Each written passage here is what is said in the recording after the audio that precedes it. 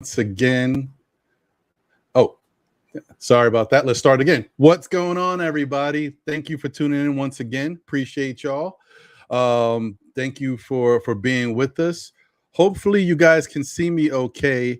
I can't tell you guys how frustrating it is to be paying extra money for internet, changing your router and all this stuff. And I'm corner of my eye, I'm seeing the bars go up and down. And I'm like, I'm not loving that service. I'm not loving it at all. So I'm like, I hope you guys can see me okay and that the situation is working okay. While I'm talking, I'm going to pull it up here because I'm a little neurotic about this. I want to make sure that it's looking okay for everybody. All right. It looks like it's okay. I guess that it's all right. Well, once again, thank you guys for being here, being with us. Another happy Thursday. If you see me do this a little bit, you know I'm a Met fan. I'm watching the Mets versus Atlanta. I got to see what's going on, and DeGrom is pitching, so it's on my mind. I'm sorry. Look, I can't help it. Anyway, as you can see, it's Ron. I'm here. Unfortunately, John couldn't be here. You know, he's got some stuff going on, man. He's got almost I guess you could say he's got his own starting five if he includes himself, you know. So he's on daddy daycare today. So unfortunately, we won't have him here, but I'm sure he's tuned in. He'll probably be in the chat, maybe commenting and watching along with us. But shout out to you, John. Appreciate you as always, brother. So thank you guys for being here. Shout out to JJ. Shout out to Pudge Nice, Spicy Sham or Sipsy Sham. That's an interesting name. Sipsy Sham is in the building. What's going on, brother? All right. Anyway, guys, we got another good show for you. Kareem Grant's in the building. What's going on, twin? We got another good show for you guys. You know, as I always say to you guys, this is nothing but Knicks, right? But we do try to branch out and do a little bit more. Get the conversation going, man. Let's not stay in a box. Let's open it up a little bit. And tonight's show is indicative of that. It's going to be a good one. We got a special guest on hand with us. And I think you guys are really going to enjoy hearing from this gentleman and understanding, you know, the perspective that he's going to bring, because I'm going to ask him some questions that, you know what, if you're a basketball fan, you want to know. Doesn't matter if he's a Knick fan or from a Knick City. You know what? This is the NBA report. So, you know, I hope you guys enjoy the show. And my Knick fans, come on, man. You know, this is the NBA report. We got to be lenient, man. We got to talk about other teams. So, so definitely thank you guys for being here. Visions is in the building. What's going on, brother? All right. So, without further ado, this gentleman is known for a couple different things. I don't even know everything he's into. So I'm interested to find out a little bit more about him. I saw him on YouTube. And you know, and when I was looking, I thought that the show that I saw him on was like the primary show, like this is his thing, but I didn't realize like he does guest spots, he's on different things, you know, he's on the radio. There's a lot going on here with this gentleman. So without further ado, let's welcome Adam Kaufman from the Celtics beat to the show. What's up, man? How are you? I'm good. How you doing, buddy? Well, first off, I don't know if it was you or John or Jose or whoever did it, but just watching that intro before I came on, I felt like, I mean, compared to what we have around here in Boston, I felt like I was transported to Rucker Park or something. Yeah, no, that intro was awesome. That intro is dope. It's one of my favorite. Yeah, that's great. and I mean, as far as like, you know, if any Knick fans, and I hope I don't alienate the Knick fans being a Celtics guy. But if any Knicks fans are out there thinking like, why is this guy here? You got to give Ron, cut him a little slack, and it's mid-August. Nobody has anything to talk about right now, so this is the time to branch out and cover other clubs. It's very true. It's very true. And actually, you know what? My plan is to get more people involved. It's the NBA report, and we really want to talk about other teams around the NBA. We're always going to talk. I talk about the Knicks 7 days a week. Okay, so there'll be plenty of time to talk about the Knicks. And the good thing about this is, like, Boston is a team that, they're better than the Knicks, but technically, there was a rivalry there that existed for quite some time. It's calmed down over the years, but I would love to get that rivalry back up and going. Donovan Mitchell to the Knicks could help with that. And then, who knows? Maybe we could have one of those rivalry podcasts right before the matchup, with Boston and the Knicks, and it would be great to have that happen. So that'd be fun. We'll see what happens. But anyway, enough about that. Thank you for being here, man. Sure. I'm really happy we can make it work. For those that think this stuff is easy, getting guests and talking, me and Adam have been going back and forth for a little bit. We've been trying to make it work.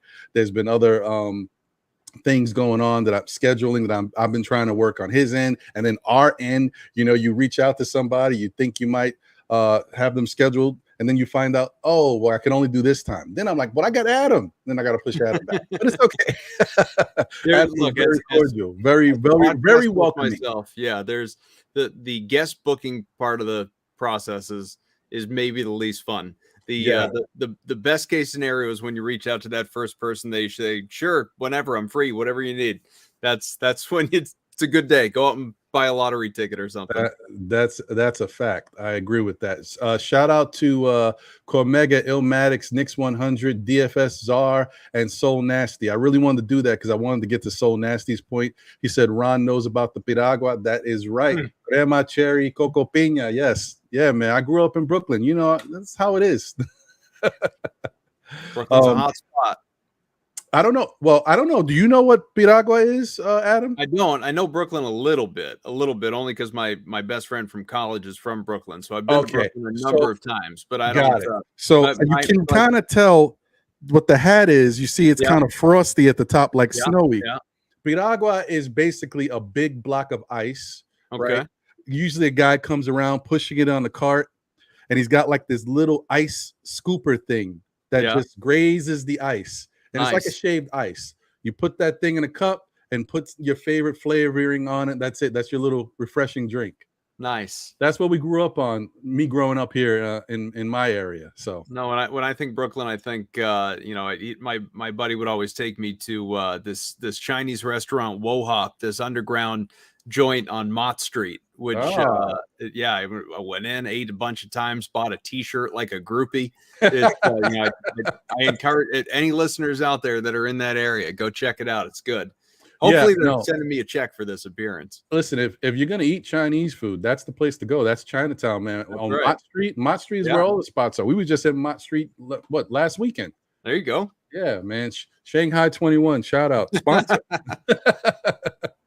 Anyway, yeah, Adam, I'm glad to have you here. I appreciate you. So I just wanted to get kind of like where it started for you. How did you? Well, first off, let me understand exactly where you are and what you're in the mix of, because I know about the Celtics beat, and then I know it's a podcast on. Is it radio form first? So it's an audio first podcast, but not unlike yourself, there's a video component to every episode, and so people can download and listen on iTunes or Stitcher or wherever they are used to finding podcasts, and or just full shows get released on YouTube and on Twitter as well, video versions. So we try and dominate whatever space that we can, at least in terms of engaging the public and getting as many new listeners and consistent listeners and a loyal fan base, which we've had for years. So it's a great thing. And then around that's honestly the Celtics Beat podcast. I hope it's okay that I'm saying this if any of my bosses are out there listening, but it's, honestly that's more of a hobby. My work, if you will, which is still fun because it's still sports. I am a sports director over at the iHeart Boston cluster for a bunch of stations, and do some hosting and digital video work over at DraftKings. So I keep busy. Man, you are busy. Busy's Wow, good. jeez. Busy's good. Wow, that's a lot. Well, thank you. Well, great. No, that's fantastic. Good for you. So Appreciate how long have you been doing the podcast stuff? And like, I don't know, did it all happen around the same time, or what's the I mean, my personal journey, if I were like going all the way back to when I got out of college in 04, is a long winding road that we could spend the whole podcast talking about. But sort of the short of it is I've been doing radio for the better part of 20 years at this point, and the DraftKings stuff since, I don't know, 2015, 2016, something like that. And then the Celtics Beat podcast, which did exist prior to me coming on and hosting it, because we recorded a show earlier today, and I'm trying to remember what number, because we read off the number at the beginning of every show, but I think it's like 474, 475, something like that. And it's a weekly show. So, do the math. It's been around for a while, obviously, but I've been doing it or hosting it for the last 3 years, I think. So, and obviously, others had it before me. So we have a good time with it. Wow, that's great. That's nice, man. I'm really, it's interesting to see how you juggle. You wear many hats. Yeah. I mean, it's I guess the beauty of it, and certainly you would agree, and anyone else who works in sports in any capacity, I would hope agree as well. It's sports, right? It's fun, so it doesn't feel like work in the traditional sense. I don't mind like sitting here at 8:00 at night and chopping it up with you, just talking about Celtics, Knicks, NBA, whatever, when, like, I don't know, if I were a random job X, that had nothing to do with sports, that wasn't fun, if I were one of those people that just grinded and hated my general 9 to 5, like, it's like, all right, like, do we have to do this? I'd rather be watching a game or watching a movie or whatever. But that's not what this is. Like, we're just sitting here, a couple of guys, like, I was going to swear, but shooting the poop, if you will, and just talking sports. So it's a nice time. I feel bad. I'm not used to when I did the radio stuff. Well, I still do radio stuff, but when I hosted long form local or national radio shows, a lot of those solo or sometimes with co-hosts, I was so used to the engagement. But in the podcast space, in my case, because we were talking about this before we came on, we're not a live show. We are live to tape, and so we release after the fact. So I'm not used to the engagement. So in the same way that you were talking earlier, like your eyes are going to be kind of like this checking the Mets game, like my eyes are like this reading the chat to see what your audience is saying here while we're talking. Right. Well, I tell you, man, it makes sense. It's like, I feel like now that I'm doing this, I'm really happy about it. It's like a passion for me now, and I am a big sports fan anyway. I love it. So the fact that I can do this and enjoy it, and people like the content that we're putting out, makes it all the better. But I tell you, you really have I don't know if you have the look, you definitely have the sound. I don't know if this is a compliment, but you remind me of Ryan Ruocco. Oh, well, Ryan's great. Ryan is great at what he does. Obviously, Ryan's young too, and obviously incredibly accomplished. He's killing it. Has been. I mean, I was going to say up and comer. He's beyond that. He is very successful, and it's a meteoric rise that is not slowing down. I don't think for him. It's just a matter of time before he's doing that much more national stuff. But excuse me, he's very good. Some friends of mine, I think, went to school with him back at Fordham, if I remember right. He's doing great. Yeah, no, it's incredible. Like, I just I think about that, and I remember him when he was just reading scores. Like, doing that part of the it's what a meteoric rise. Yeah. Okay, but enough about him. Ryan Ruocco's not here. Adam Kaufman is here in the building, folks. We can call him. We can get him on the line. So once again, if you guys are just tuning in, I'm here with Adam Kaufman from Celtics Beat, from DraftKings. I forgot the other what the other name. iHeartRadio. Like iHeartRadio. See, it doesn't stick out as much to me, because when I think of iHeart, I automatically think of music. Sure. Yeah. Yeah. So Yeah, they got a whole bunch of stations. Right. That's pretty dope. Pretty dope. Yeah. Makes sense. Mhm. Well, I guess without taking any more time with it, I want to talk about it, but it's a solemn, sad thing. I wanted to get your opinion, your take on, the passing of the legend, the great Bill Russell. On the outside looking in, see, this is why this is very interesting to me, because on the outside looking in, being a Knicks fan, I'm all Knicks. Of course, I watch the rest of the NBA, and you know who the stars are, you love what they bring to the game, but you're in the Boston area, this is Bill Russell. Like, this is to you, Bill Russell means something different.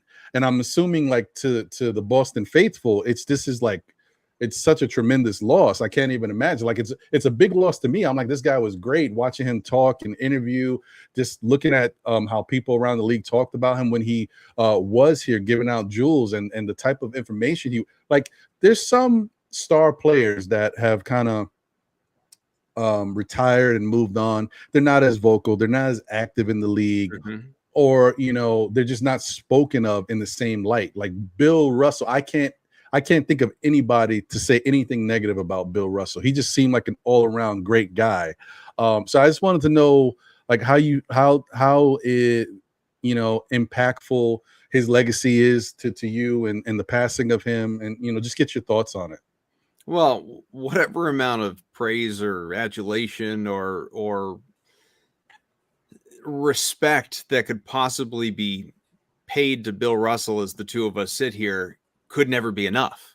I mean, the guy is like, we like to throw around like GOAT as a slang, right? We talk, he's the GOAT this, he's the GOAT that, he's the, GOAT whatever. Like, that's the GOAT cheese. Like, I mean, like, Bill Russell is a GOAT. Like, the man is a legend. He is a pioneer. He is, obviously I made this comment on our podcast in the moments we were recording right after he passed and the news came down, and you could look at all of the different things that he achieved that make him the Hall of Famer, obviously, that he was and is. 11 championships in 13 years, which is just stupid. Like, it's just absurd. 11 titles. Like, Tom Brady has a bunch of titles at 7, and it's still nowhere close to 11 when you really think about it. So 11 in 13 years, 8 in a row, obviously, going back. The league was much smaller, I know,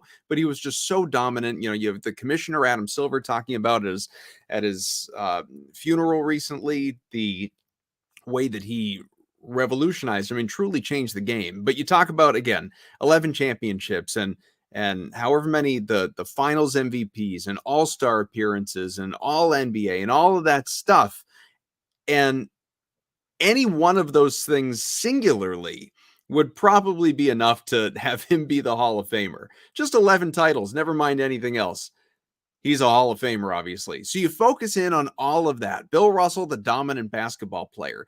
And none of that takes into account all of the other stuff he did just as a citizen that was so much more powerful, so much more impactful than anything he did as a basketball player. A civil rights activist. I mean, he was there for, up there on the stage with Martin Luther King and Muhammad Ali and so many others, obviously. And it was the first black head coach in North American pro sports history. He won a Presidential Medal of Freedom, which is the highest honor a civilian can be awarded, and on and on and on. And obviously, most recently had the, he's a finals MVP award and all of that stuff. It's an unspeakably defined legacy that it almost feels like, and I've heard a lot of people say this, it almost feels like, for all that you could say about Bill Russell, one, like I mentioned earlier, it'll never be enough. And two, man, did we appreciate this guy enough when he was still alive, when he was still around? And I'm just, the answer is no. But two, I'm not sure it would have even been possible. Part of that is, and it's just sort of the tragic fact of life, but people are always appreciated more after they're gone than when they're still around. That's just the way it works. But on top of that, I mean, he just NBA legend after NBA legend talking about how they wouldn't be here if not for Bill Russell. And Bill Russell was the inspiration. And I mean, we had, you're listening to local to us players at Patriots camp talk about how, African American players, we're not playing professional sports today if it's not for Bill Russell, and all that obviously he achieved in his life, going back to obviously, at the start of his playing career and then all the way through. I mean, just decades and decades of lifting everyone up around him in the face of so much adversity. Like you said, like Bill Russell must be beloved. Well, yeah, he is today. He wasn't in the 50s and 60s, when he was told that, you can't eat in this restaurant with your teammates, or when, he's going, in Boston that he played, he played for the Boston Celtics. He's going on the road and Boston fans are breaking into his house, breaking his trophy case and defecating in his bed. I mean, this is a guy that just continued to persevere. I can't even fathom, like I'm 40. I can't even fathom what it must have been like to have been around to watch this guy play and experience all that he did and still continue to, I said it already, but just still continue to rise above. And I know I'm rambling here, obviously, but that's sort of the rabbit hole that attempting to explain Bill Russell sends you down, because you just can't simply state this guy's the greatest, Wow. I mean, geez, I mean, I can't, that's the thing. Like I can imagine, there must have been so much that he endured, and just that story alone is just horrible. Like, but that this is something that happens to pro athletes back in the day, especially African American athletes breaking into a sport that's not primarily African American at that time, and just trying to make a way. The stories are just unbelievable, and like that's the thing, like these players that go through this stuff, and Bill Russell exemplifies like every embodiment of it, to deal with all of that and then play at such a high level, such a level of dominance, and then carry himself with such grace. Like, oh, man, I can't even imagine. Yeah. Wow. Yeah, and I really wish that, it's unfortunate that there's been so many great players that have played the game of basketball that were like before we did all the analytics and all the stat, keeping records and all this stuff, because at a certain point we do have some numbers, but the overall impact of what these players did, and especially Bill Russell in his time, it's just what we know is incredible, but and not everything is even looked at. It's No. I don't know. I'm still kind of speechless about it all. I mean, it's one of those things where when you grow up in a certain day and age, like me growing up, I'm 45, so I probably really got into basketball in the early 90s and started to understand what was happening around me. That was a great time for the Knicks. But those are the players that I grew up watching: the Patrick Ewings, the John Starks, Oakleys, and all of these guys. And obviously for the Celtics, those very, very bad Celtics. Ooh, they were a tough team to play during those times. Those are the guys I remember. But like Bill Russell and all these other legends, just to see them play during this era would have been incredible. Like I wish we had players like that now. Not to knock on the current players, but it's so different. Like there's players like you can't even, like a Bill Russell. It's crazy. Well, and Bill Russell too would have, like, I don't think it's a long list of guys who played in other eras, and that doesn't just mean like 50s, 60s, you could 70s, 80s, 90s, and so on, who played in other eras that would just seamlessly slide into today's game and still thrive and be just as dominant. And Bill Russell's one of those guys. Like his game was just, it translated perfectly to any era. And part of that obviously was that he wasn't as capable, obviously, as he was offensively. Defense is king, and he was as defensively dominant as the NBA's ever seen, as good a rebounder as the NBA's ever seen, shot blocker, all of it, just an absolute stud back there.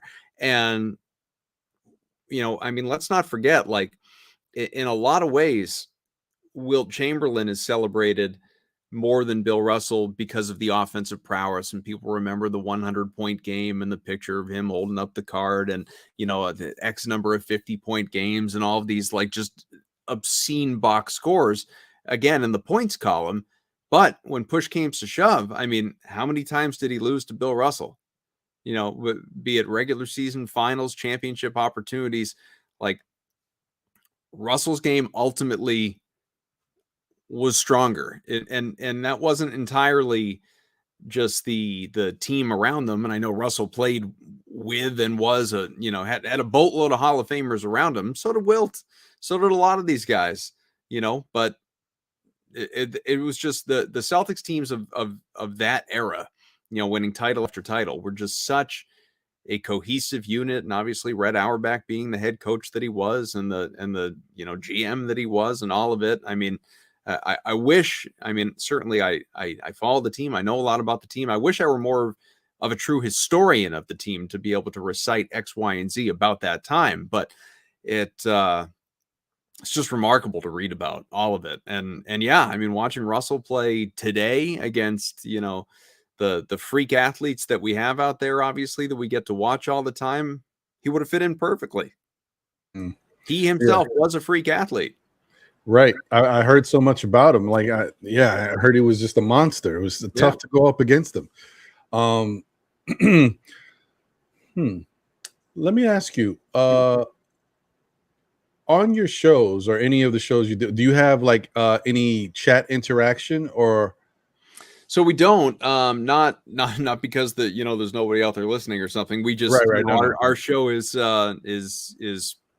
recorded to tape, so then it gets released after. So we, the shows get posted to YouTube, and we'll see hundreds of comments in the YouTube section, people reacting to stuff after the fact. But there's no real interaction like this to where you can, I can look at it and say, whatever, like, look at Gregory Lee or DJ Dax and shout these people out and say, respond to whatever it is they're talking about.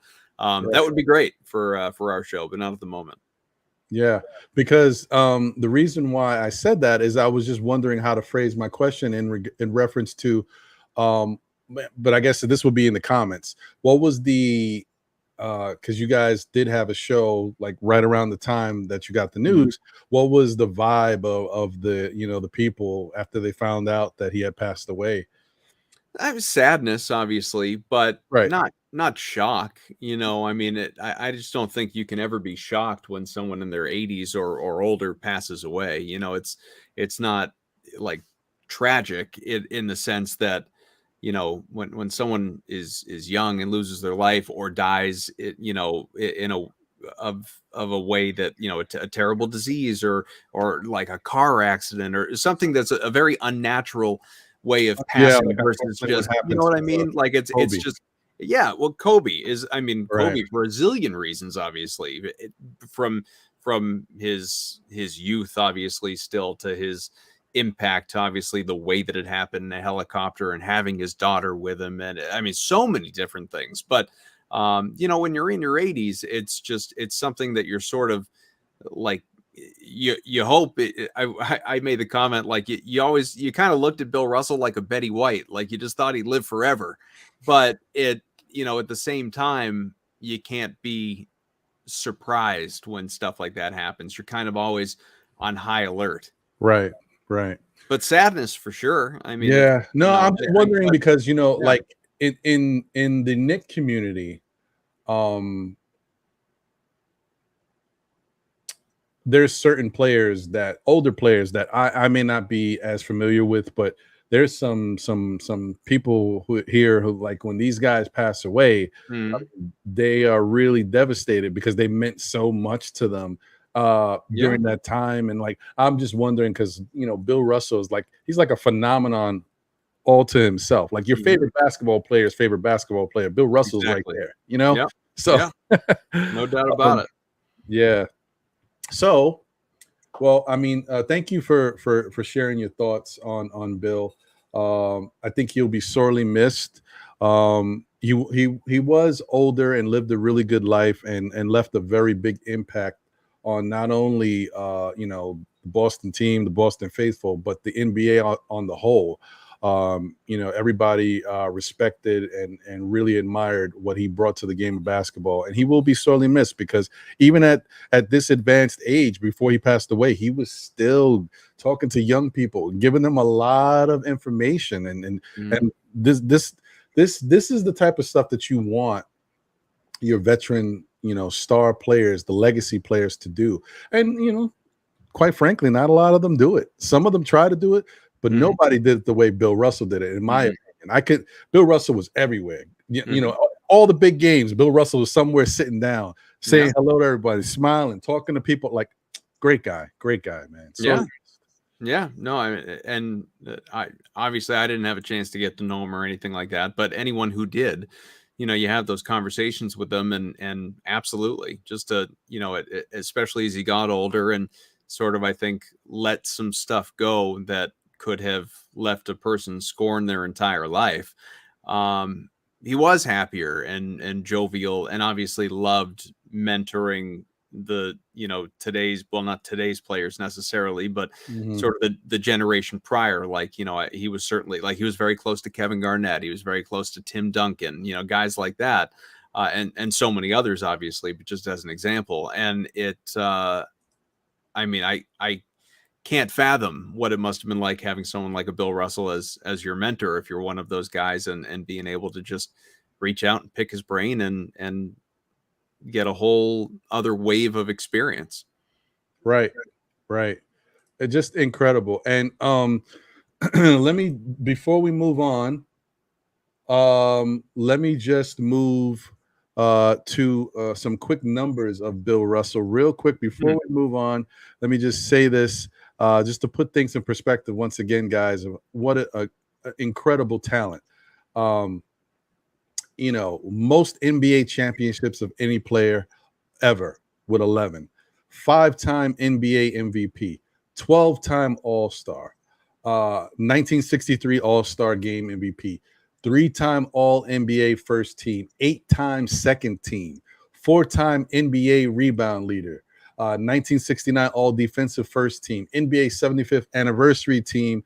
His number 6 is retired by the Celtics, and if I'm not mistaken, I think they're talking about possibly retiring it throughout the league. Yeah, the NBA already announced that it's going to be league wide, which by the way is no small thing. It is the first number that the league is retiring league wide, period. So you have Jackie Robinson, obviously 42 in Major League Baseball. You have Wayne Gretzky's 99 in the NHL. NFL's never done it. And NBA, now you have Bill Russell's number 6. So only the people that are grandfathered in, like a LeBron, for instance, will get to continue to wear it. But once all the current number 6s retire, then that you'll never see 6 again. Unbelievable. And not for nothing, if I was LeBron, I'd give that number up because that wasn't his original number anyway. He switched to that. If anything, I'd give that number up, let that go down in the legacy. That's Bill Russell's number, and move on. The number don't make the man. I may be mistaken. I'm trying to remember, but I do feel like he switched to 6 as a tribute to Bill Russell. It could be. So at least if he did that, that's then nice. It's a little more reason to right. keep on wearing it. Yeah, that makes sense. So now to get to current basketball, and let's just say you're welcome. You're probably like, what's he saying you're welcome for? I'm going to say you're welcome because I still feel like the New York Knicks helped turn the Boston Celtics season around. I think that game was it the Bing Bong on opening night? You think that did it? I think that game and the game winner by RJ Barrett. I don't know. I'll tell you what, the RJ Barrett game winner, no joke. I mean, for anyone, you or anyone in your audience that I don't know how closely you listen to Celtics, interviews during the season, probably not all that closely. But as that turnaround in mid-January happened for Boston, and they just kept winning and winning and winning, and Celtics took off the way they did, reaching the NBA Finals, I can't tell you the number of times that Brown, Smart, Tatum, the core members of this team, when asked about their turnaround, immediately shot back to that RJ Barrett game winner. It was always right back to the RJ Barrett game winner. That just sort of it left it just that was what put them over the hump. They were just shell shocked by it and almost in, I think, disbelief, to where they're like, nope, we're not going down like this, and found a way to flip the switch. Hey man, listen. If we can do a little bit more of that for you guys this season, a couple more game winners, whatever we can do to help. That's all I'm saying. I bet. No, but that was a great moment. And the thing that I like about it is because it wasn't something that was a fluke. It's not like the Celtics were kicking the Knicks' butt all year, and then they had that one lucky moment. RJ hit a game winner. No, the Knicks were having a really good time with the Celtics for most of that year. So it was something that they had to look at and say, okay, you know what? We were playing great, and we could have won this game. And then we kind of fell apart towards the end. Things started to unravel, and we gave them an opportunity to be in a position to hit that game winner. Because the Celtics could have easily won that game the way they were playing, but things changed. And I think that's what really made it a wake-up call, because they realized, like, listen, we can't be giving games away. We had the game, and now we took our foot off the pedal, and we're having some issues, struggling with how we're carrying things out, and they took the game away from us. That's always a good lesson. That's a good lesson. To your point, I think Boston needed it, and Celtics wouldn't have said that at the time, but looking back, I do think they felt that way. Yeah. Well, I mean, I think it was a really good thing for Tatum, because right after that, Tatum was on some demon time. Like, he was unstoppable. They had some nice runs. They went on stretches of runs where they were like reeling off 9 in a row at different occasions. But I'd still, on the outside looking in and watching the playoffs, I feel like I don't know what it is, but I feel like Jason Tatum needs to do something a little different with his game. But I don't know exactly what it is, because he's so talented and so good at all aspects, defensively and offensively. But it's just something, I don't know. Maybe it's just how he played in the playoffs, how maybe he settled for too many, outside shots or something. But it was just definitely something needs to be changed a little bit, because when you and the greatest thing is, like, he had an example of maybe how he should have approached the series right next to him, because Jaylen Brown, who's not really known for being that type of player that he, exemplified, was playing the way that Tatum probably should have played, taking it right to the opposing teams, getting in the lane, scoring efficiently. And then once he was doing that, the outside shots were, available for him. He could kind of take them with less pressure, but he was attacking. And I think that's what Tatum really needs to kind of, and I like Jason Tatum a lot, because he's, first off, I think he's a fantastic player, but plus he's a Duke player, and I'm a Dookie. So, okay. Yeah. Yeah, I mean, what do you think about that? Well, look, he's an all-star. I get a lot of flack from Celtics fans about this. I always call him a budding superstar. And what I mean by that is he very clearly will be a superstar. No doubt about it. I mean, he's going to be one of the best in the NBA. Will probably win an MVP at some point in time, and hopefully that comes in Boston. Hopefully he wins multiple titles, all that stuff. I just don't think he is yet a bona fide, no doubt about, undisputed superstar. I don't view him that way. And in some ways, maybe we're harder on the guys that we see the most, and I watch him every day and I see every play. And so I maybe view him a different way than I view someone like Luka or something like that. You know what I mean? Like a guy that I'm not watching day in and day out, or Jokic, or, you name it. There are a zillion, well, not a zillion. I mean, that's kind of the point. I feel like there are only, there can only really be, 5 to 10 true superstars in the league. After that, like, you're an all-star, right? I mean, then there are 24 of you or 26 of you or whatever it is. And then you're a borderline all-star, all that. So, like, Jason Tatum to me is on the cusp of being a no doubt about it superstar. And I think what's prevented it so far is the inconsistency. And you saw that in the playoffs to some degree. It really wasn't bad. It wasn't bad in the playoffs. And I'm with you. I would have preferred more aggressive and not whining when you don't get the call, going to the hoop and not settling as much for outside shots. But when I say inconsistency, what we haven't seen from Jason Tatum yet is a full season of what he's capable of. And he's still young. Like, he's 24 years old or something. Like, did he just turn 24? Like, he is still very much a kid, not even in his prime. So it's going to happen without question. But, you know, you go back a couple of years ago and he went just, you know, after Kobe's passing, he went freaking God mode for the rest of the season on through the playoffs. And he's averaging 30 plus a night, you know, for that stretch. This past year, I don't think people remember quite how, and I want to say this the right way, by Jason Tatum's standards, quite how bad he was the first few months of the season, how poorly he shot, you know, field goal percentage, 3-point percentage, free throws, even. Like, it was all career worst across the board. He was not, again, by Jason Tatum standards and expectations, he wasn't good. He wasn't what he's, and then second half of the year into the playoffs, he turned it on again. And he was excellent. He was beyond excellent. He played like a superstar. But I think, and maybe it's semantics, Ron, but to me, what makes you a superstar, you're going to have your off nights, obviously. But what makes you a superstar is doing that for an entire season. And if you have the occasional off night, you have the occasional off night. But you can't have like a 10-game stretch of being off. You know what I mean? Like, you got to, in the same way that in the playoffs, he had some bad games in the playoffs, but he bounced back immediately the next game.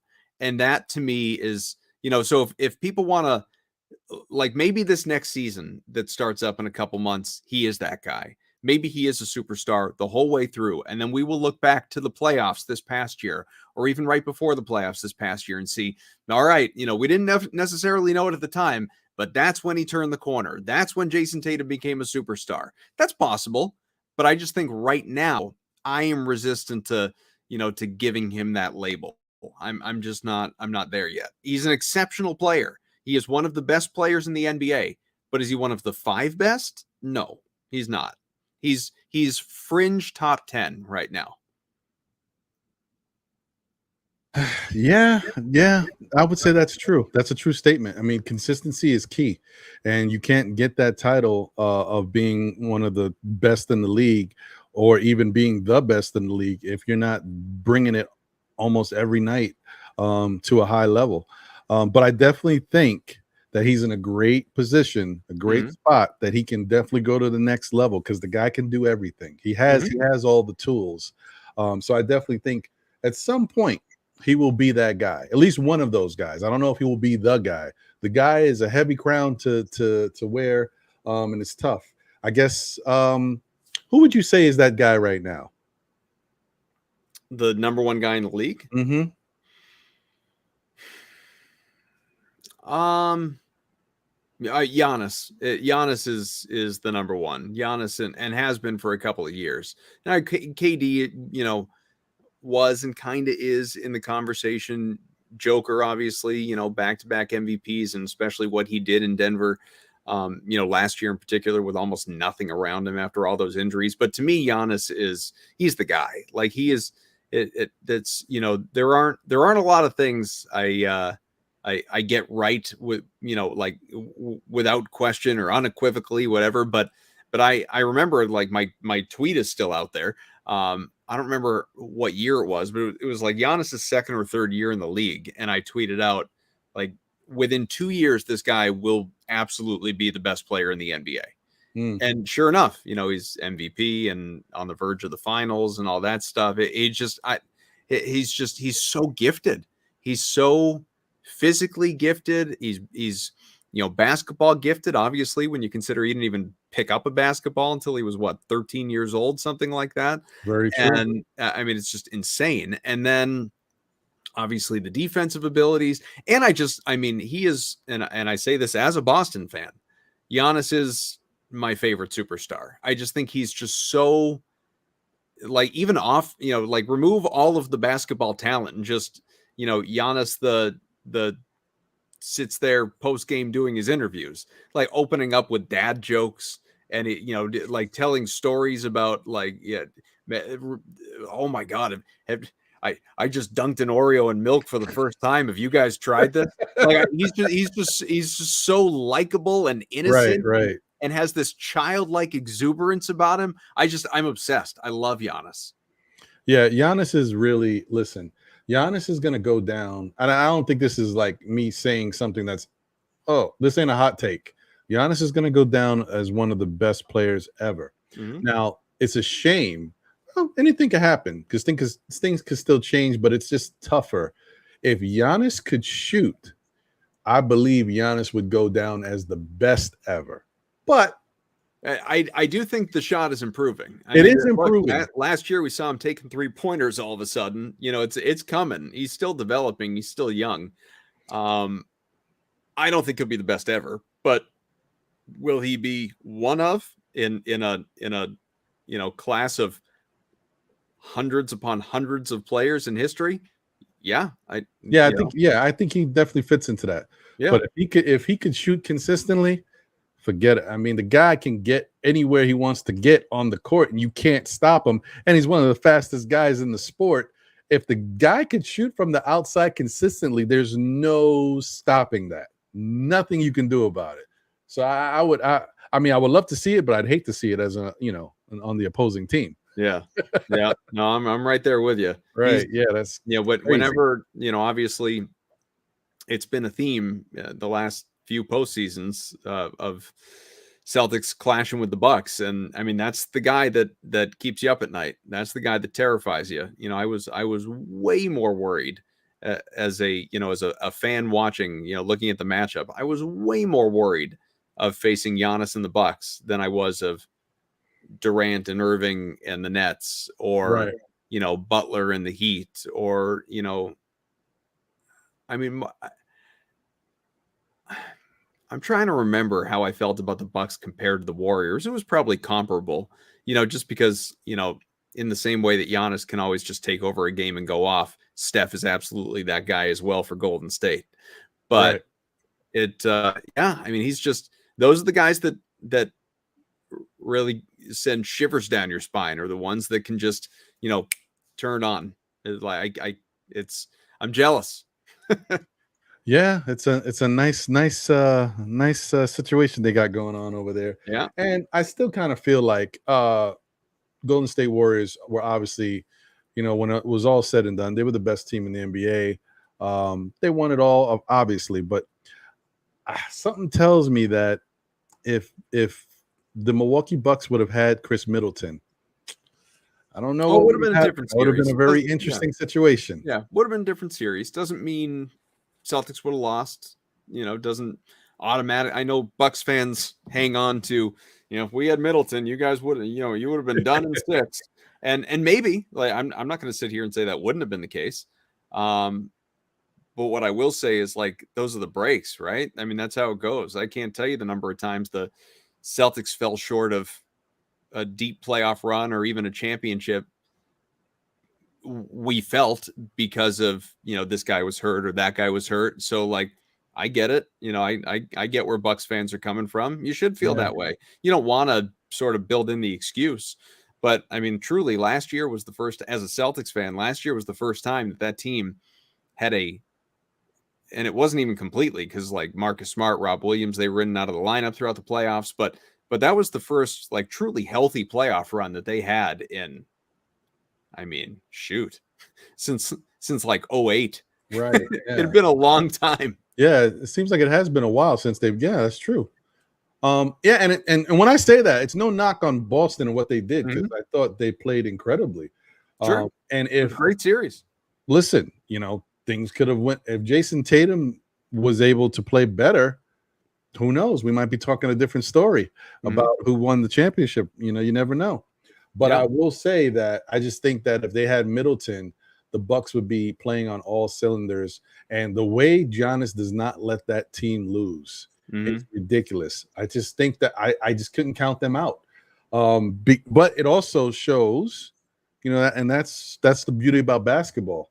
You know, it's you got to get out there and play and see what happens. But you do see the deficiencies that team has.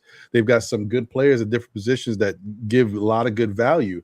But when they needed someone else to take up that scoring load, it's just Giannis and that's it. Like Mhm. Drew was good, Drew Holiday definitely, he was a very clutch performer for them, but that wasn't enough. You needed one more guy who could Yeah. really give you some baskets. Mhm. They didn't have it, and I would say on the flip side with Boston, they had the guy, at least in that series, which was enough. And if you had that same level of production in the Warriors series, who knows what would have happened? Yeah. But speaking of the Boston team, there is a change. I don't know how I personally feel about it. Like I wouldn't do it, but that's because I'm a Knick fan and I'm looking at my Knick team, a Boston team who's pretty much already set and has so many great role players, and then you have dynamic players and Jaylen Brown and Jason Tatum on the team. Going out there and picking up Malcolm Brogdon doesn't seem like such a crazy maneuver for you guys. For another team, you really have to think about it. But for you guys, when you don't really need him, but if you can get him healthy, he does add a huge value to the team, especially if you get him during playoff time. So I thought that was an interesting move. I wonder how you thought about it. Like when they made that move, I was like, this is interesting. I was excited. I mean, it's a no-brainer. It's we're not going to know obviously until we know, as the saying goes, how good or bad or fair, whatever a trade it was, but it will be entirely determined not by anything that went the Pacers' way, but by Malcolm Brogdon. If Malcolm Brogdon is healthy, as you talked about, and not even like nobody expects Malcolm Brogdon to play 80 games. Right, If right. Malcolm Brogdon plays 60 games and then is healthy for a playoff run, it's a fleece. It's a steal. It's Mhm. such a victory of a trade for Brad Stevens and the Celtics, without question, because the guy is capable of so much offensively, defensively. He's depth. He's a sixth man. He provides you playmaking and bench scoring that was truly missing in that Warriors series. It's and you gave up nothing for him. A protected pick. The best player out of a handful that you sent the other way was Daniel Tice. Like you gave up nothing for Malcolm Brogdon. So total no-brainer of a move. And if he is healthy and is able to give the support to, the other guards on that roster, Marcus Smart, Derek White, provided, there's no Kevin Durant trade looming, which I don't think there will be, and I don't believe there should be, then it's just, it's him and Danilo Gallinari coming in as obviously a veteran, a leader, a guy who's been through the ringer, a guy who obviously is still a very good shooter, not as good as he once was, but still obviously very capable. This is the kind of, these two in particular, the types of players the Celtics really could have used to put them over the top last year. And they didn't lose anything in the offseason. Everybody's coming back. And I'm not saying every season is the same. Like there could, heaven forbid, there could be a catastrophic injury or two for Boston this year that changes the whole landscape. But if they are as healthy as they were last year come playoff time, then there's a reason that they are right now the betting favorites to win the championship. Right. And thank you guys for tuning in. If you're just joining us here, I'm holding it down. John is not available tonight. He's on daddy daycare duty, so he's holding it down for the family. But I am thankful enough to have Adam Kaufman here from DraftKings, from iHeartRadio, from the Celtics beat. So it's a pleasure to have him chopping it up, asking him about some different things going on with the Boston Celtics. Right now, we're talking about the roster. And correct me if I'm wrong. They also drafted somebody that I thought was a pretty good player too, if I'm not mistaken. Well, they drafted J.D. Davison in the second round, who looked really good in summer league, and they did sign him, but he'll be in the G And League, the, and well, that's yeah, understandable. They got so many players over there. yeah, Yeah, they've got a solid rotation right now that will right. be tough for him to crack. But injuries or nights off or whatever, that stuff happens. So he could get an opportunity. He's got a two-way deal, so we may see him a little bit this coming season. Right. So, speaking of this rotation and how it only got better, I got to tell you, as an outsider, I was a little shocked when I saw the rumor about KD possibly going to Boston for Jaylen Brown. And now, don't get me wrong. I understand a team that is primed to win, and Boston is primed to win, right?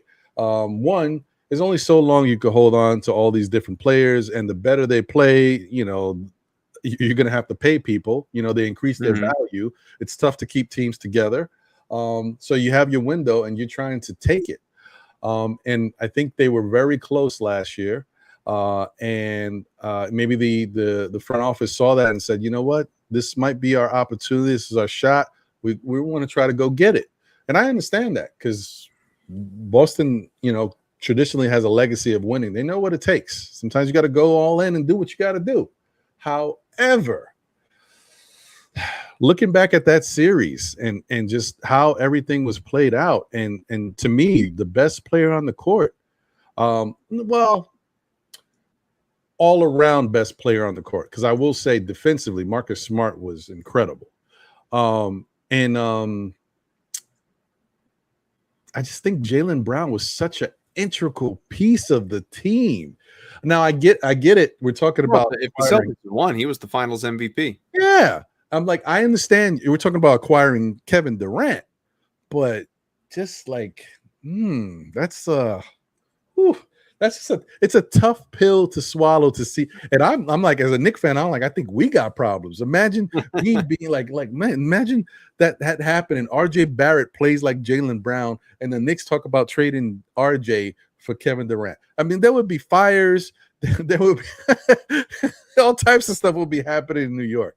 So I'm just wondering, what do you think about it, and how does the Boston fan feel? Like, how do you feel about that? Like, I don't know. So I'm very sure in how I feel, but if you were to, poll Boston sports fans or listen to talk radio out this way, it's people are very conflicted because I think part of it is the name recognition of Kevin Durant. And I think people, in my mind, sort of ignore the injury history, the blowing out the Achilles, and he's turning 34 next month, and he's still a dominant, dynamic player. Don't get me wrong, but he's like Jaylen Brown is still on the ascent.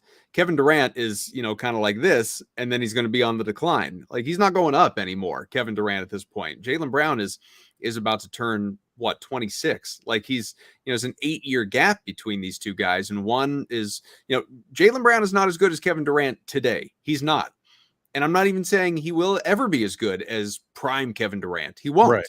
But there will come a time in the next few years where I do believe Jaylen Brown will be as good as that Kevin Durant, who you're going to be if you make that trade in year 4 that he has left on his deal at 37 years old is going to be making $53 million. It's just an asinine discussion to me. That's only part of it, though.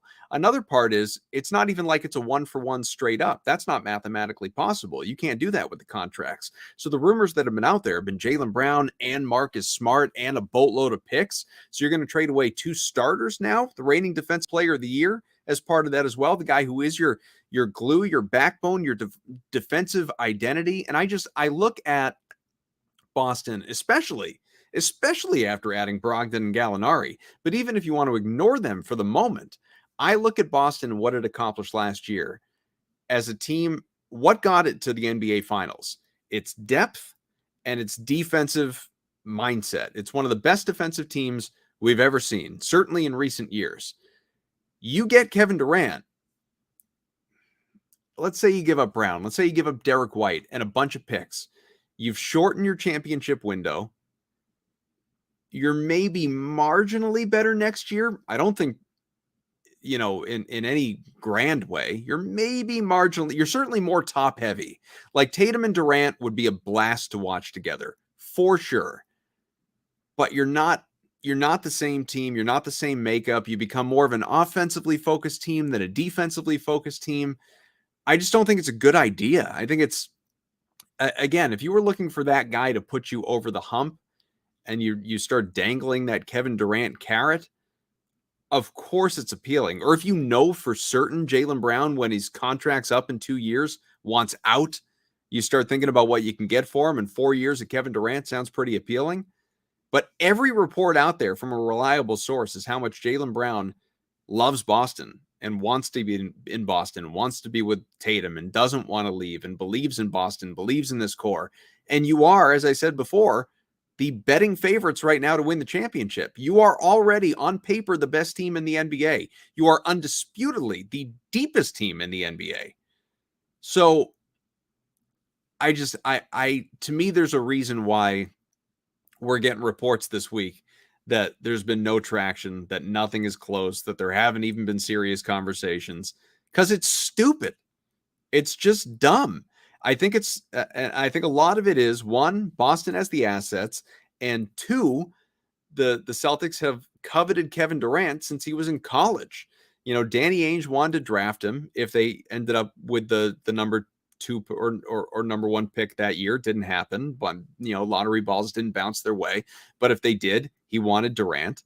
And second to that, they met with him obviously in the Hamptons when he was a free agent in 2016 before he chose Golden State, and Boston was the rumored runner-up. Like, they've long had an infatuation with Kevin Durant. But 34-year-old Kevin Durant in 2022 is not Kevin Durant 2016 or Kevin Durant 2007.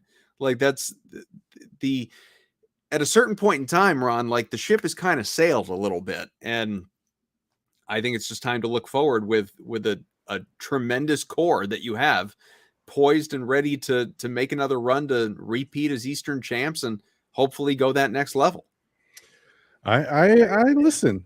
What you're saying right now makes a lot of sense to me. That's how I would look at it. I don't get it. I don't know. Listen, if I was in a meeting and I'm in the Boston brass and someone says, yeah, I think we should trade for Kevin Durant, this gives us a really good chance of winning it all. I'm like, okay, well, what are we going to do? And then you tell me you're going to give up picks, Jaylen Brown and Marcus Smart. I'm going to say, well, I'm going to take my lunch break right now. When you have something you really want to put out there, I'll be back. Like, I don't know. I can't even fathom that. But hey, listen, stranger things, people think about stuff. I don't know. But yeah, that's just crazy. And I just wonder, if, I don't think it will, because I think he's a consummate professional, but I just wonder if it'll impact Jaylen Brown at the slightest. After everything, I mean, this guy, like I said, I don't really follow a lot of the players in the NBA, but when there's moments where you get to look into, a player and what they do and how they train and how they work. I mean, seeing what he did last year for that Boston Celtic team, and then seeing how he works out in the offseason, this guy's underwater, jumping in sand, doing all types he's going the extra mile. Like, sure. I can't let that guy go. Yep. I'd rather win with him. I'll figure it out. If I'm going to get rid of somebody, I'll get rid of somebody else. But no, I'm keeping that guy. I'm with you. Yeah, I don't know. But anyway, hopefully they work that out. And for Jaylen's sake, because I think he deserves to be a part of that team. It was a good vision that Danny Ainge initially had in putting the team together. Obviously, I don't think it was enough. I think a couple tweaks here and there, and Udoka has been fantastic. I think that's really been key of getting through to everybody, and they really gravitate to what he's telling them to do. And I think you guys got a good little mix over there. I'm hoping my Knicks get there one day, but right now you guys are there, so enjoy it. Yeah, well, it's look, there are plenty of teams that would like to be in the Celtics' shoes, and I say that even before the run that they just went on. I mean, they've been to the Eastern Conference Finals, 3 out of the last 5 years, something like that. So it's a team that and this is, the one that we just watched is the first team that really had a chance to win the whole thing. Those other teams, it was just kind of like, wow, how did they get here? But, you can only have a taste of it so many times before it's like, all right, finish the job. And it would be, it'd be really unfortunate, especially if this group does stay together, to your point, that if it didn't find a way to get over the hump. So hopefully that ends up happening in these next couple of years, and that, better convinces a guy like Jaylen Brown to want to stay, and Tatum long-term and all of that, because you want what the Warriors have. You want what the Spurs had for 2 decades. You want sustained, and that's one of the things that does not appeal to me about a Kevin Durant trade. You want sustained, competitive advantages to where you are a contender for a decade, if at least if you can stay reasonably healthy. And Celtics are, again, in position to be that, but we thought that when they signed Gordon Hayward and traded for Kyrie Irving, and both those guys got hurt in year one, and Irving wanted out and Hayward was never the same. So you never know. Look at Brooklyn fans. How many titles did they think they would have won by now? You never know, let alone the dumpster fire that it's become. And maybe none of that matters. Maybe after a head scratching, frustrating, dog meme, this is fine off season, Durant, nobody trades for him and he goes back, and Irving, nobody trades for him and he goes back, and Simmons actually finally plays, and Joe Harris is healthy, and all of a sudden the Nets finish at the top of the East. Like, that's not a crazy take. That could happen. I hope it doesn't happen, but it could happen, and then it'll be everybody's NBA nightmare all over again. It's very true. That's very true. Yeah, and right now, listen, this is the NBA report on Nothing But Knicks Network. I'm very diplomatic and understanding of all the NBA teams, but when I get back to my Saturday show, and still Knicks fans, I'm going to go back to hating all the other teams in the league. As you should. There you go. That's just the way it has to work. That's right. So I wanted to, before I get you out of here, I wanted to touch on, because the NBA schedules came out. And obviously I'll get into the Knicks schedule on another show, because there's going to be a lot to talk about there. That those first 10 to 20 games look oof. That's all I'm going to say. Looks interesting. But for you guys, let me get this out of here. There you go. So I'm just looking at the first month of October. And, you open it up against Philly, which that's a fantastic game to watch. That should be really entertaining. I'm excited for that myself, because, outside of a Knicks fan, I'm a basketball fan. So I want to see good basketball being played. So you got Philly to open off. Then you got Miami. I mean, those are two beasts right back to back. So that's a nice way to start the season. Probably not the way you'd like to start a season. You'd want a couple tune-ups, but out the gate. I don't know. I mean, hey, you're healthiest at the beginning, right? You may as well get them early. Yeah, and that's one of the points I'm going to bring up, on another show when I talk about the Knicks schedule, because it's kind of tough. And so some people might look at it like, oh man, what are we going to do? Are we going to win games? I look at it like, listen, you already know out the gate, you better come to play. You got some tough competition. So I think it's a good thing. I think it gets you on the right track early. So, you don't have to build up to it. You already out the gate playing tough basketball, playing hard basketball, because you want to win. And it's a statement game, because these are some of your close rivals. So you got Philadelphia, then you got Miami, Orlando, which is not a team to sleep on, because anybody in the NBA can catch a loss to Orlando with the team that they got. Then you got Chicago. Then you got, this is an interesting first five. Even Washington to round out the month of October. Sure. No gimmies here. It's no gimmies. So I like this.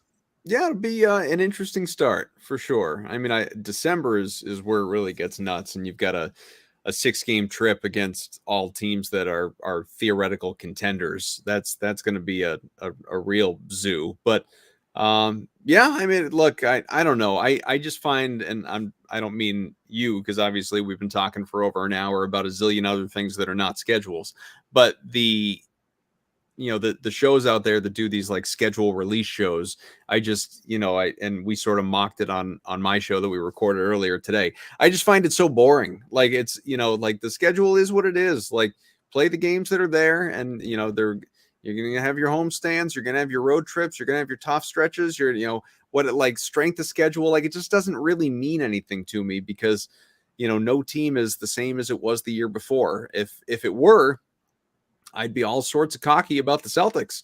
We don't know what they're going to be.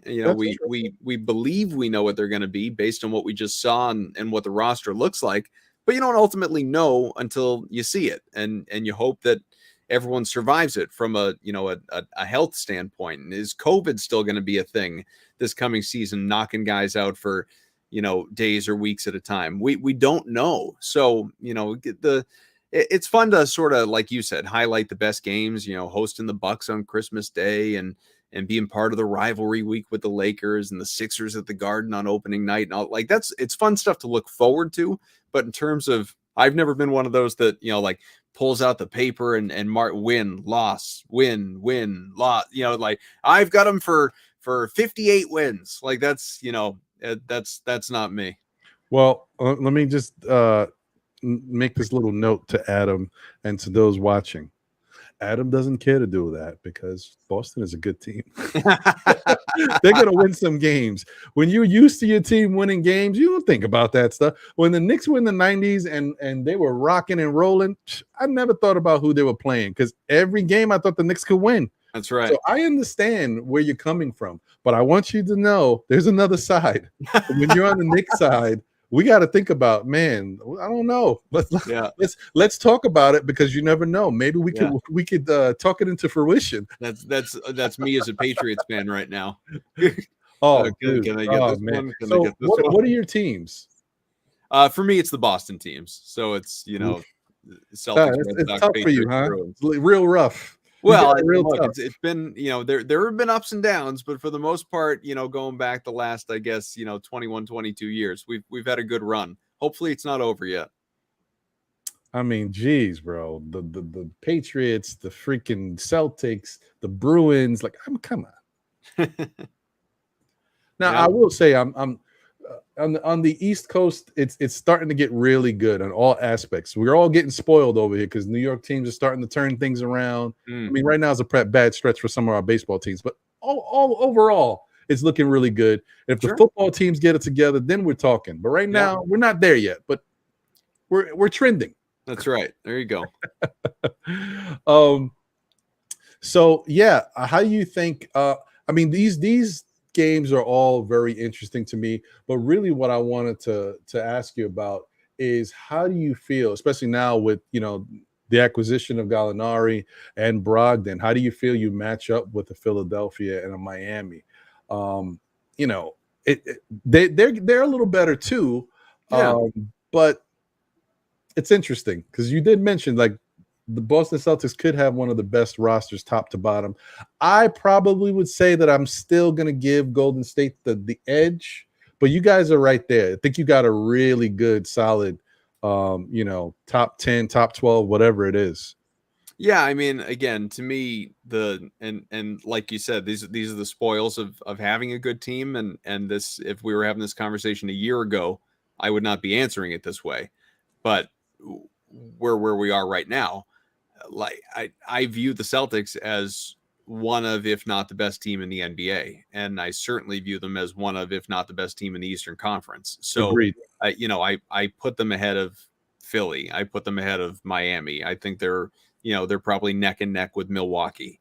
Getting a healthy Middleton back, obviously, and having Holiday and obviously Giannis and the depth that they have. But so that's it's sort of like these. You go into every season, you look at like which teams do you believe are true contenders, and it's actual contenders, pretenders, and then like your purgatory, and then you're rebuilding through the lottery. And the Celtics are right now in the contender conversation, and at least right now, we'll see if that's the case in 4, 5, 6 months. But at the moment, that's where they are. Listen, I'm in agreement with you. I think, see, the good thing is that I like the fact that you seem like a realist. Um, and what you're saying is not far fetched at all. And Boston proved it. I mean, they, if we're being honest, the way Boston played to start the season, well, they were okay in the very beginning, but then it got bad. That wasn't the real Boston to me. So I don't think it was remarkable that they did this big turnaround. I just think they played together. They showed their talent because they were always talented. They just, for whatever reason, there was some disconnect there. And I think, obviously, we already touched on it. That game with the game winner by RJ helped. But I also think, and I don't think he gets enough credit. It was more of a looked at as a controversial thing, but I think Marcus Smart speaking out was huge. I think that really helped. Sometimes it's a bad thing, but in this case, I think it was actually needed, and I think he did it at the perfect time. Yeah, I hear you. He is a leader. He is the longest tenured Celtic. He's, they don't have captains, but he's a de facto captain. And when, I don't want to say when he speaks up, people listen because he talks a lot. Right. It's not like when Al Horford speaks up, people listen, or when Jason Tatum speaks up, people, because these guys don't talk a lot. They're more lead by example than they are vocal leaders. Marcus Smart is a vocal leader. Marcus Smart talks. And, so not everything he says, obviously, is gonna, shake them to their core. But, when you start sort of calling out your teammates in public a little bit and, ruffling some of those feathers, and it wasn't, they acknowledged it wasn't always smooth. Like they'd ironed some stuff out behind the scenes in some, players' meetings or with his teammates and that leadership group. They'd, make sure they were in fact all on the same page. And that was just part of the growing pains that were those first 50 games last year. But they got there. They're a group. They love each other. And that's, that has not always been the way. Like the, 2018-19 team was absolutely more talented than this one. It had Tatum and Brown, younger versions, obviously, Smart, Horford, Kyrie, Hayward, Tristan Thompson, Terry Rozier. Like it was a deep as hell team. But those like, hey, there's only one basketball. Like there's, there was a lot of ego there. There was a lot of swagger. There was a lot of, they didn't mesh well. They didn't connect well. The chemistry was not what you want it to be. So like talent isn't everything. It's important. It's a lot, but it's not everything. Chemistry is very important. And you've heard a lot of players talk about that of late, especially with these additions of Gallinari and Brogdon, and in the wake of these trade rumors with Durant. Do you want to mess up a good thing? That's true. That's a very good point. Yeah, I just, you don't want to overthink things too much. You got a system, you've got talent. Just let it play itself out. Sometimes you got to see, this is a situation where I say, let that team play. Just let them rock out. I don't care how many, years it is. Cause your stars for the most part are young. There's no reason to touch that team anymore. No more tinkering. I think you did enough. I think they got a really good nucleus there. They added some interesting pieces that could take them to the next level. That maybe that little extra piece that they might have been missing. I think they're good to go. As opposed to like a Portland Trailblazer team when they had McCollum and Damian before they broke it up, kind of. Sure. That team was just, it had the run was just a little too long. But this is a different situation. So yeah, I'm hoping that they have a very successful season. They lose every game to the Knicks, but they have a very successful season, and yeah, things work out over there. Well, me too. I'm sure we'll have an opportunity to talk about it again. Oh, we will. Yeah, man. Well, once again, if you guys are joining us right now, we're about to wrap up the show, but definitely watch the replay. I've been here chopping it up with Adam Kaufman from iHeartRadio, DraftKings, and the Celtic Beat. It's definitely been fantastic, Adam. I thank you for chopping it up. And once again, I do want to get you back on. It may not be this show. I may bring you on. Maybe, like I said, maybe there'll be a rivalry game between the Celtics and the Knicks. There we go. Get you on. We'll chop it up. John and Jose and the likes, and we'll really get it going, get the juices flowing. I mean, of course, you guys got the big edge, but that's okay. That's not going to stop me from talking my Knicks smack. So There you go. I look forward to it. Yeah, man. So once again, thank you for being here, Adam. And so once again, where can everybody find you if they want to see more of Adam? Sure. Just Twitter is probably the best place, and then everything kind of gets filtered through there. But at Adam M. Kaufman, ADAMMKAUFMAN, and we'll go from there. Reach out, say hello. It'll be fun.